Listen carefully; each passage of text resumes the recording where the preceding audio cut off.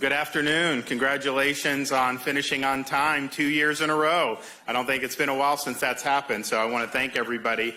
And, it's fitting. I think these 2 years with the Speaker and President Pasadomo have been the most productive, consequential 2 years in the history of the state of Florida, and they've been the most productive and consequential 2 years versus any other state in the United States over these past 2 years. So congratulations to the members of the legislature, to the leaders for what they've done.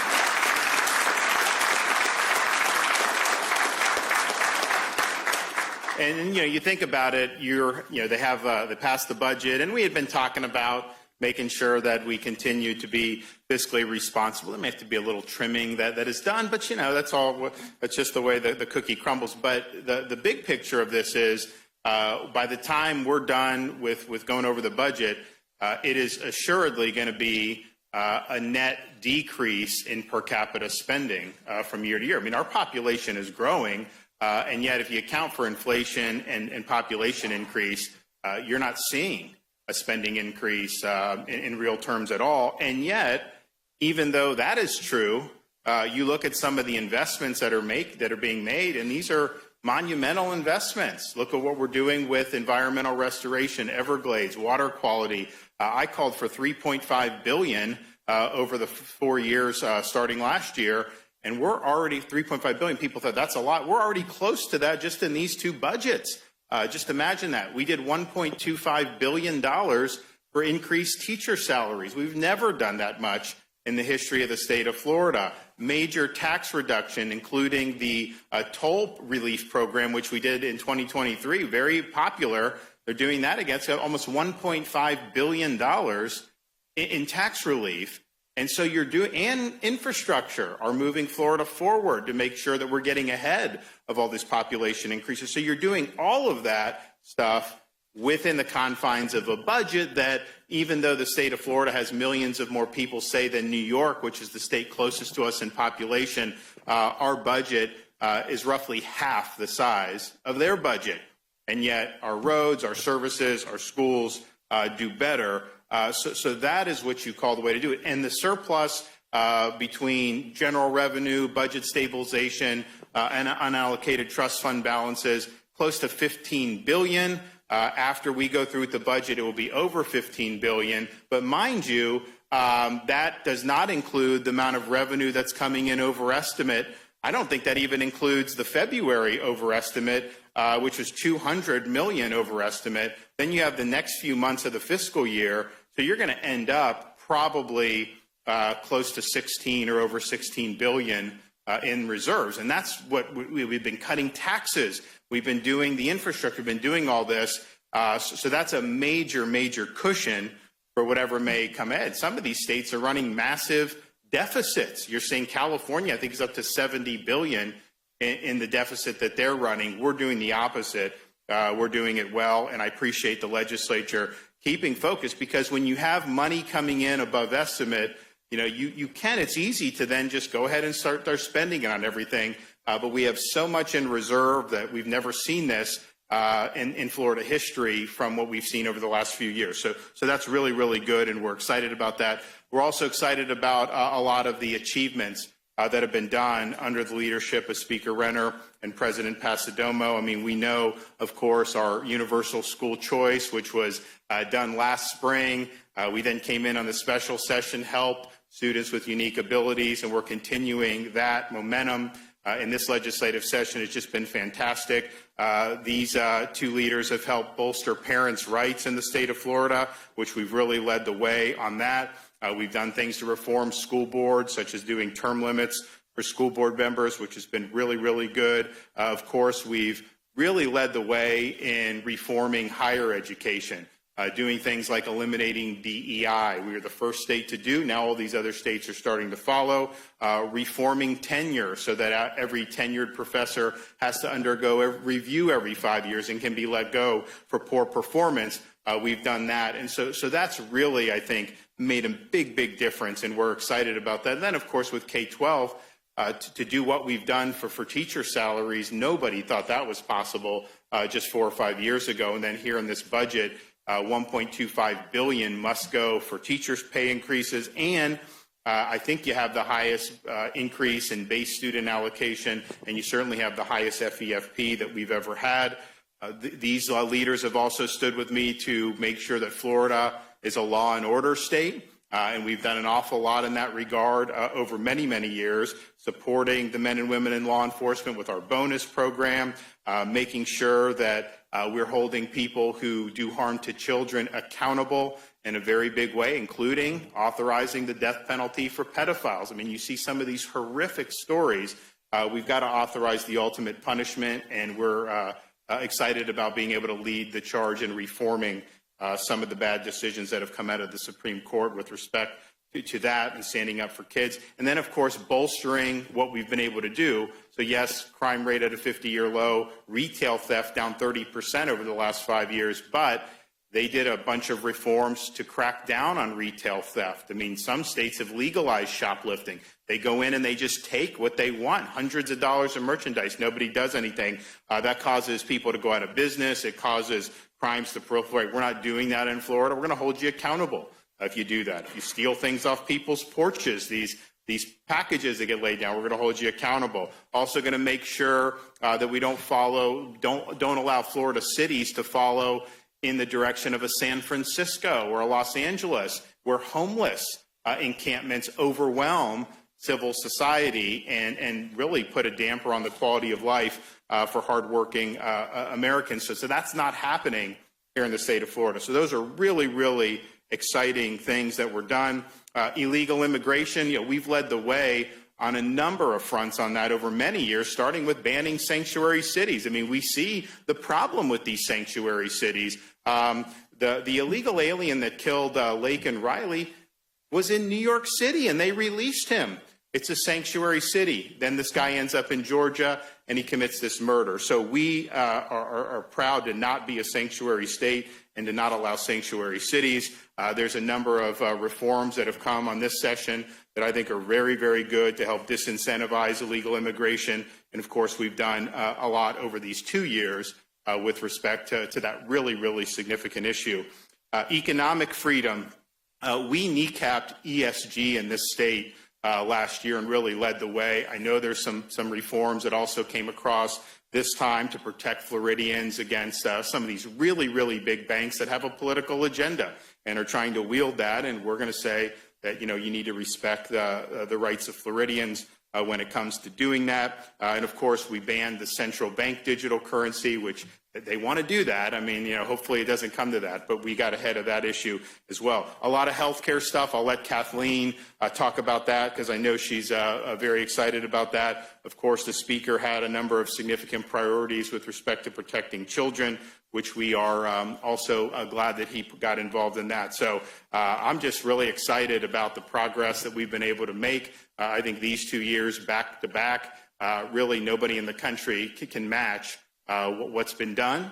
We continue to lead on all the important issues, and I think both the Speaker and the Senate President can look back on their tenure and be very, very proud of the great work that they accomplished. And as governor, sometimes I get a lot of the attention, but the reality is this is a team sport, and you got to work together with both the executive and the legislative branch. And we've been very productive with all the legislative leaders that we've had since I've been governor. We're proud of the output that we've done. But I think these 2 years take the cake in terms of what we've been able to accomplish. So it's been wonderful to be able to work with both of these leaders. I thank them for their hard work, and I thank them for getting so many great things across the finish line. So Kathleen, you want to come up and say a few things?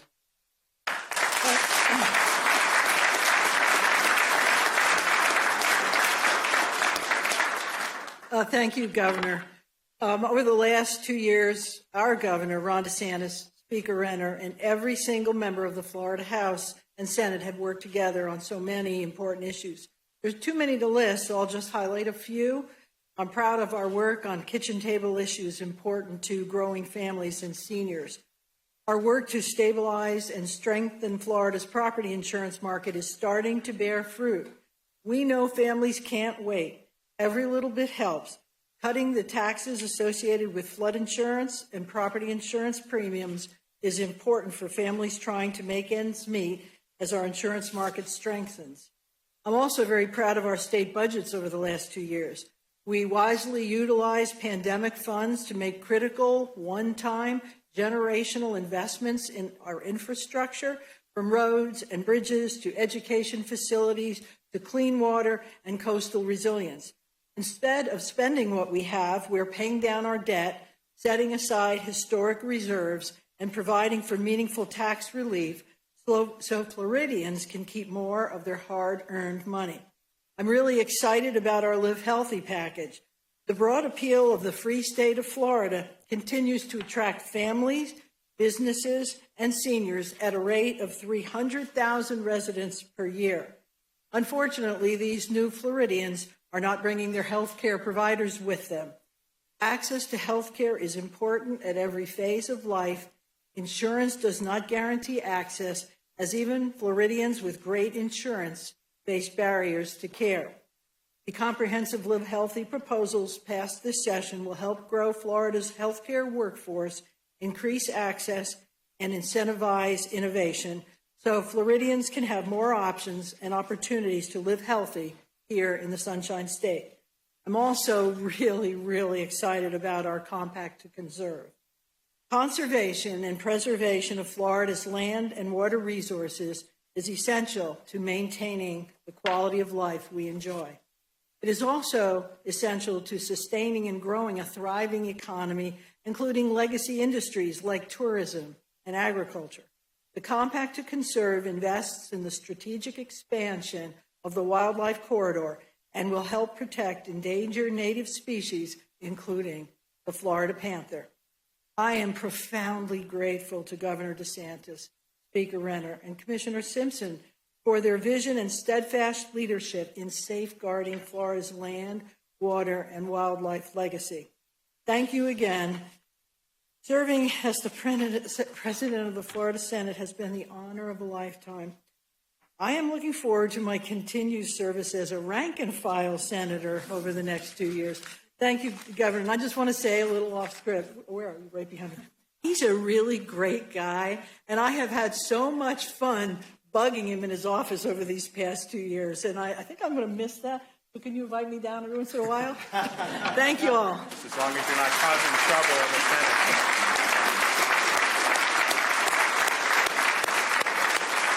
Well, the governor highlighted a number of things. Let me just highlight a few. I'll start with the key piece of legislation that we had in the House to protect children online.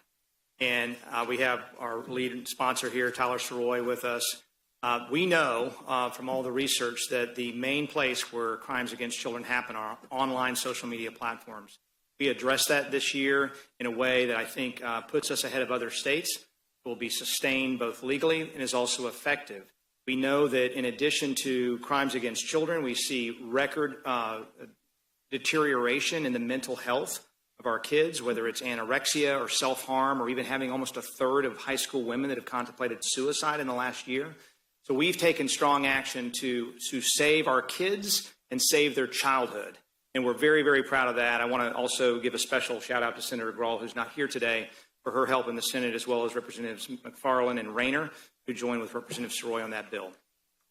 Healthcare. The Senate President had a great initiative this year. We joined in part of that as well and offered in reciprocity to make sure people that are qualified in other states can come in and help with the deep need we have in our healthcare area, greater transparency, and these types of things. She mentioned the Seminole Compact, or the Compact to Conserve. This is taking every dollar that comes out of that Seminole Compact, the gaming compact that we did, putting it all into the environment.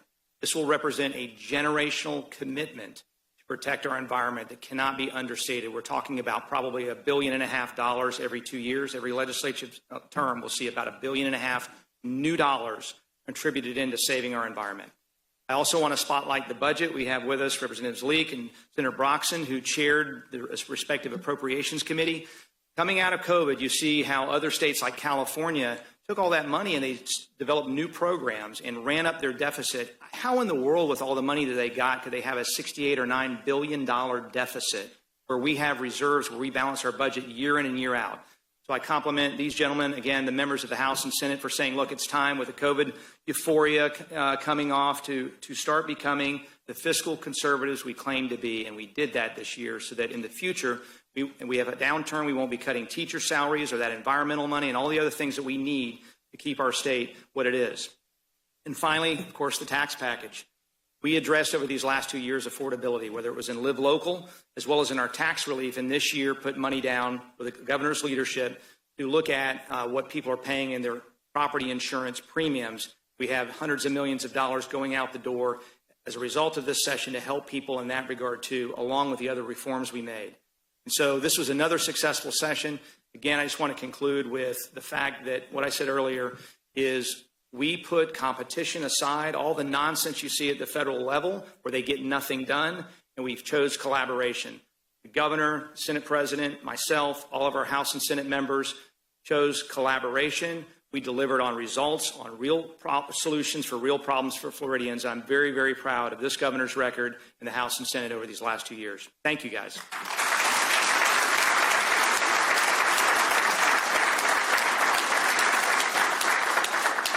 And we've got, I know, a number of members. How many members are termed out? Broxton? Who else? Yeah? Bax? Okay, good. Yeah. So, in Senate, so how many senators? We have you two. Who else? Anyone else? You're not termed out. Who's termed out? So you two. Okay, well, good. Well, look, I mean, I think that the folks who are leaving now, I mean, who've been here 6-8 years, have done an awful lot. So thank you for your service. We'll miss you guys. Some of you guys are going from the House that you're trying to go to the Senate, so you'll be around. But you guys have done a lot of really, really great stuff. And I think the speaker pointed out we have a very small budget relative to the U.S. economy, obviously, when you're talking about, what did this probably came to $117 billion. It will not end at 117. It'll be less than that. But, that is compared to what they're spending in Washington, very, very minimal, especially for a state that's got almost 23 million people. But we were able to do things over many years, but including this year, to try to give relief to people who are having to deal with the inflation that has been driven largely by federal policy. And so I've been a big proponent of helping our commuters out with these tolls. I know not every place in Florida has them, but some of these places you get hit by these. So you'll get the 50% rebate for all the commuters. I think that was a real help. Some people saved hundreds of dollars last in 2023. This will start, I think, July 1st. Last one we started in January.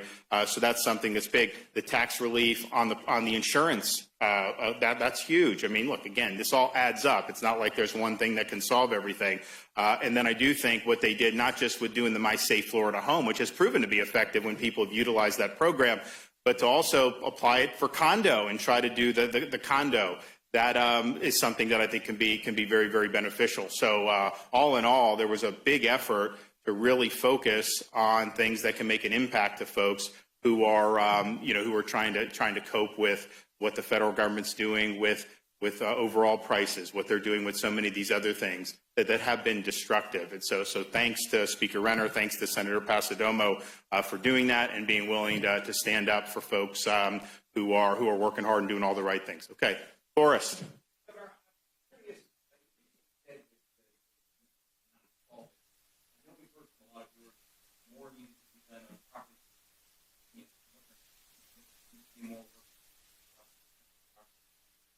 Well, so if you look at the number of people that were in Citizens and those who are now being out of Citizens, you're seeing a huge increase in they call takeouts of Citizens. I think 24 is going to far eclipse 23. Am I right on that? You guys showed me that thing. I think that's the case. Interestingly, and I was looking at for one company in particular, there was one company that all the Citizens policies they took out, 70% were at a premium less than even Citizens was, which obviously that's the best of both worlds. The premium payer is getting less, and then the state has less ultimately for that. So it's definitely moving in the right direction. The reforms we did 15 months ago, it doesn't happen overnight, but the movement has been to where Citizens is depopulating. You also have, I think, about $1 billion, 1.25 to 1.5 billion in capital that either has been or will be injected into this market. I think there's 7 companies now that have entered. If you think about it, all these other states, the media doesn't talk about them as much, but they're having problems. Insurance has gone up, car insurance, everything over the last 3 years. Part of that's inflation, part of that's other policies. So you're seeing that. We're one of the major states where people are actually coming into our market. So that is obviously a good sign. And then I also just, when you're looking at this, from 2009 to 2019, the total insured property in Florida was basically the same. It'd be between 2.3 and 2.5 trillion for that whole decade. Now the total insured property is 3.3 trillion. So there's more exposure in terms of the property value. Some of that has been inflation, but some of that I think has been the increased demand for people to want to move to Florida when they cash out of these other places where the cost of living's historically been higher. A lot of times they can buy a home here and make money. So there's just a lot of factors. But I think you go back 15 months. Actually, when Irma hit, or no, not Irma, Ian hit, a lot of people were thinking that the whole market was gonna collapse. And a credit to these leaders, because we were not able to get those reforms done prior to the Speaker and Kathleen being in those leadership positions. Once they were in, we did the special session. There was definitely a sense of urgency once they had the votes to go ahead. And I think the way the companies have responded shows. But ultimately, you have to have a viable private market. You cannot do citizens. It's just ultimately not going to work. And the interesting thing about the thing that I think we had the most control over, which is how the market's structured in terms of litigation. We had 80% of litigation costs coming in Florida with 8 to 10% of the claims. And I've said that a lot. It's interesting, if you dig into that, most of that litigation expense were in 3 counties, Broward, Dade, and Palm Beach. And the interesting thing with that is, since Irma, they haven't been hit by a hurricane. And yet they're driving a lot of this. And so there was a huge amount of litigation going on in just those 3 counties. I think you see some of the premiums reflect that, in particular in those areas. My sense is that this reform has reduced the incentive to bring a lot of those claims. I don't know how you have all these litigated claims when you're not exposed to an extreme event. I know things happen with policies from time to time. Things happen.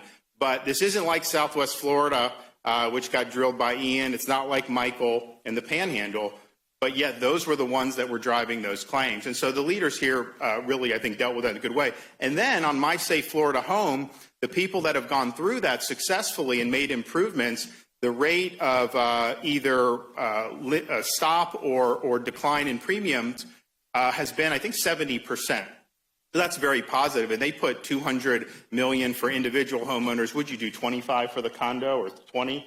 So $30 million for the condo. So that's really, really good. Okay.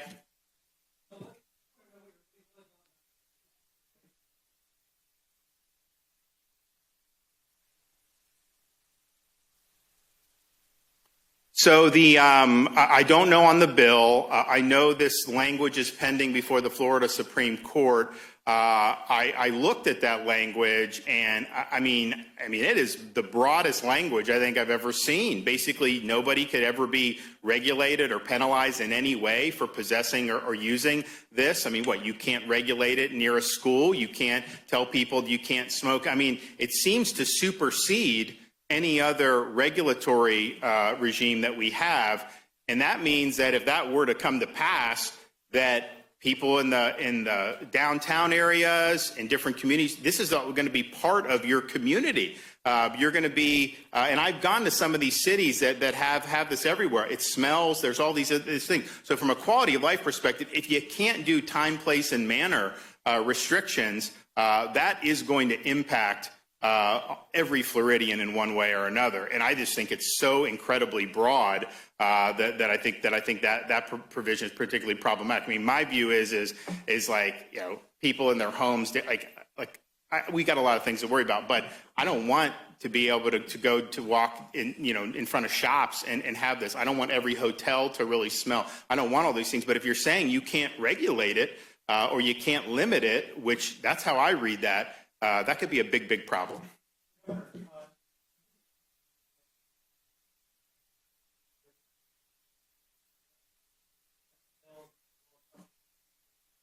Well, what I think that I would like to see done is to see the people that are causing the inflation to reverse course. And yet, what are they doing in Washington? They're increasing spending yet again. Massive increase. So they do a bad budget deal last year, which was not going to fix the problem. Then they bust through those caps 7 months later, and they're going to continue to do this? Give me a break. And so we've been very responsible into how we're doing it. Now, on auto insurance, that was the #1 inflationary thing in the item in the entire United States in the most recent CPI print. I think it was a 20% increase nationwide. That is something that people are seeing everywhere. I don't know that the state of Florida can just magically go against the tide that's happening with the federal inflation. I think that has been the cause of this more than anything else, and they don't seem to be doing anything about it. I think Florida has been very responsible. We're providing relief to taxpayers more than we've ever had. The last 2 years, we will have done $4.1 or $4.2 billion in tax relief. That is more than we've ever done by a country mile. And then I think if you look at some of the grant programs with My Safe Florida Home, this has been really, really meaningful. And the toll relief program.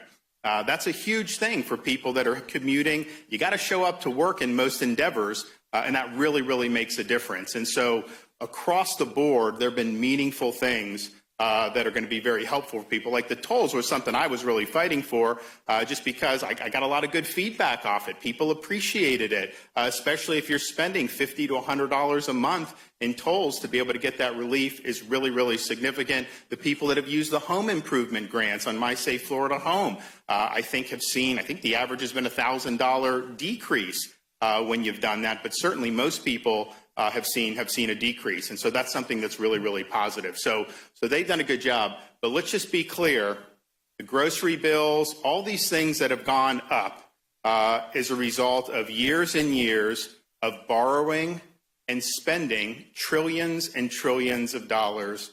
Both parties have been responsible for it, but it's been very, very reckless. They don't have to worry about making decisions. They can just put it on the credit card. The problem is you can't do that infinitum, and you do see the results, which is what we've seen in the economy over the last several years. And so I'd like to see them reverse course, because I think if they were not doing what they were doing, it would make it so much easier for so many people to be able to make ends meet. This is the inflation has basically been an invisible tax imposed by Washington, D.C.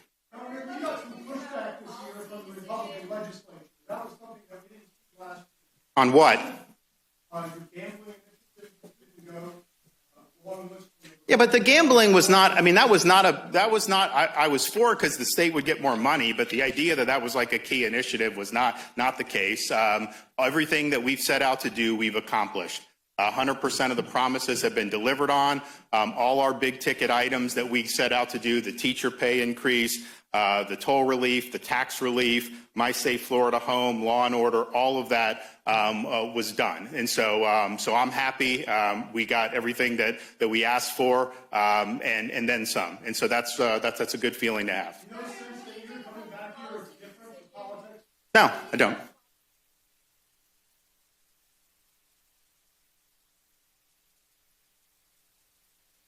You want to go ahead? I didn't write the bill, so they wrote it. So they can tell you why they decided to do what they decided. I will tell you that is a terrible idea, and here's why. That is basically, if you take the Medicaid expansion population, the lion's share of those people are non-disabled, working age, childless adults. And if you work even part-time, you're eligible for some of the exchange plans. And so what we've done in Florida over the last 2 years, however, is invest more in the true safety net. People who are elderly, people who are disabled, children in poverty, people that have no way to get health care on their own. And they find themselves in the safety net through no fault of their own.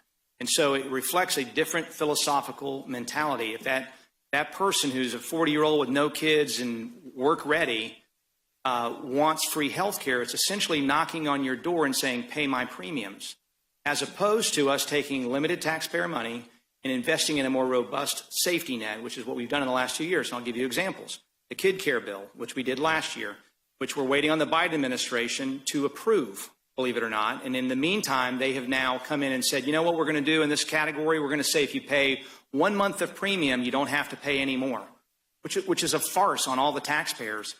We designed that bill to make sure it was pro-family and pro-work so that people wouldn't give up their children's health care to take a promotion.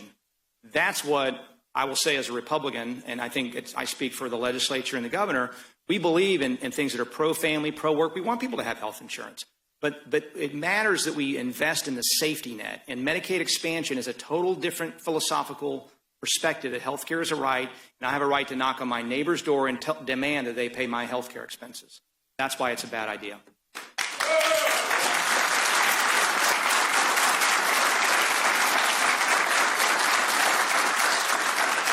So I just want to again thank the leaders for their service. I think that they're going to be able to look back on these 2 years and be able to show more productivity than anyone's been able to do over a similar period of time. And while it would probably be impossible to top the 2023 session just because so much was done, I think that the combination of the two has really been historic. I think both the Speaker and the President have served very, very well. I want to wish the Speaker fair winds and following seas. Kathleen is going to be around for 2 more years. I don't know if she's going to be causing trouble in the Senate. I mean, we'll see what happens. But so we'll be able to see her again in the future. But again, we appreciate the leadership. I think it was very collaborative and probably the smoothest sailing that you've had in 2 consecutive legislative sessions that certainly I can remember, and definitely a run for the history books. So thank you all, and God bless. Appreciate it.